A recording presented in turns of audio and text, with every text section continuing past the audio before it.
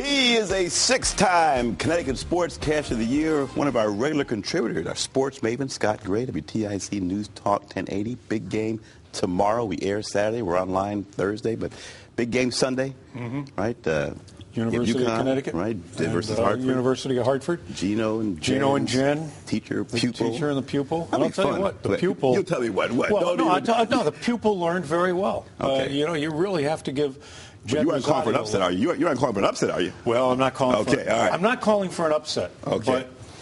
But going into the America East Championship game at Boston University a week ago, the University of Hartford players all pretty much knew that winning that game, winning the America East Championship, and the automatic NCAA bid that went with it, would, in all probability, because of the priority, the geographical priority that the Women's Selection Committee puts on the tournament, that in all probability it was going to mean that they were going to have to face the University of Connecticut, which, by all practical purposes, their response the best to team in the losing country. has been good. And they were pretty excited about it after they won the game at Boston.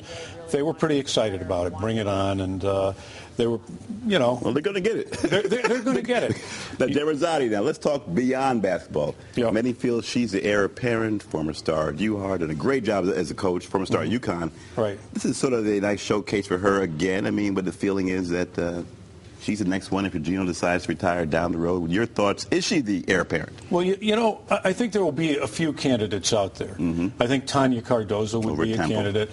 There will be a few candidates out there, but her body of work definitely, because she is a UConn grad, obviously that will kind of bring things back full circle, keep her in the family.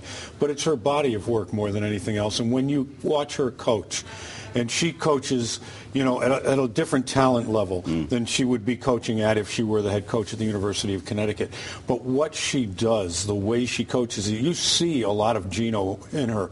She starts out 1-9 this season with the University of Hartford, which was what made it one of the incredible stories of the year, to be that deep in the season, 3-10, that deep in the season. One of her worst seasons, one of her worst starts, right? Well, because she was relying heavily on sophomores and freshmen and them developing, and a lot of people just said, well, it's going to be a rebuilding year. She graduated Diana Delva and Erica Beverly. She lost the best front court in the America East.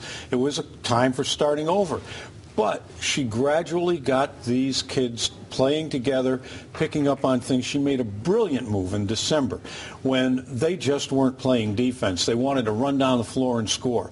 She made them walk the ball up the court every time. We aren't worried about scoring. Scoring isn't going to win. You're going to win with defense. She made them play defense before she would let them play offense. So she shows she has the coaching chops to ascend to a big-time school. Absolutely. Now, what about UConn? We had you on a few weeks back. You mentioned, I hadn't been following the season that closely, that UConn women pay essentially 6 girls play, which I think is unfathomable. So can they win a championship with 6 players? I mean, they only play 6 deep? Well, they'll play 6 deep when they have to, when the situation calls for it. Early in the tournament, though, they'll probably be able to play 8 deep, rest the 6 players that are going to have to be ready when it gets down to crunch time, when it gets down to the final 8 and the final 4. Those players will be able to rest because early in the tournament, he'll be able to play the 2 freshmen off the bench who don't get a lot of minutes now, who haven't developed to the point of getting a lot of minutes in the big games, but they'll be able, like they did in the Big East tournament. Maya Moore only had to play 30 minutes in that game. So Stephanie Dolson only had to play 30 minutes in the semifinal game. But then when it got down to the final, Maya played 40, Dolson played 40. He had Lauren Dixon was spelling basically everybody else, and he played 6 players. But he's able to rest those 6 players on certain occasions. We have Dixon and Moore. We have the video here of those 2, the seniors now. This is a team that is 110-1 over the last 3 years, right? And they have a short bench, so it's going to come down to leadership and also the ability of the freshmen. Talk about that, sort of just going to the locker room knowing that you're 110-1 over the last 3 years, the kind of confidence that has to give any team, no matter how deep they go. Well, I don't know that it's so much confidence, but I think it's that feeling of a legacy to live up to. Players come into this program and they see what they're coming into. This is why they chose to be here. And it's a legacy that they're living up to. And they all want to be part of it. They don't want to disappoint anybody on the road to making their contribution to that legacy. And I think the real thing that has established UConn this year is the development of Stephanie Dolson. You really have to have that big inside presence, particularly if they get down to the Final Four and they're facing the Brittany Griners of the world. They've got to have that big inside presence. And Stephanie Dolson, I think from the start of this season until this point now, has developed more than any player in the country. Bria Hartley, the other freshman, the guard. Fabulous freshman, right? Fabulous. She came of age in the game against Baylor, that one-point win here at the XL Center. And from that moment on, it was right after that that Dolson picked up the pace and really developed into a national level center, which gives Gino Auriemma a real advantage against a lot of teams. Let's segue to the men real quick now. We tape Wednesday, the game we're playing Bucknell Thursday, so we don't want to waste too much time. And then we're not sure what happened with Bucknell, but their chances, a fantastic Big East tournament, 5 games in 5 days. There's got to be a price to pay when you have that come this tournament. Well, I don't know if there's really a price to pay. Obviously, the players came out of that tournament tired. Right. But they're young players. Jim also did a really good job of spelling his players in the tournament. Yes.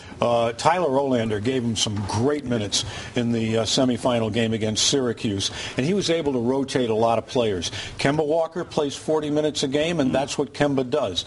But I think the big thing that they have to guard against, and Jim knows this, is they've got to guard against that Maui factor. Remember when they went to Maui and they ran through the competition in that tournament, Michigan State, Kentucky, and just amazed everybody in the country, surprised everybody.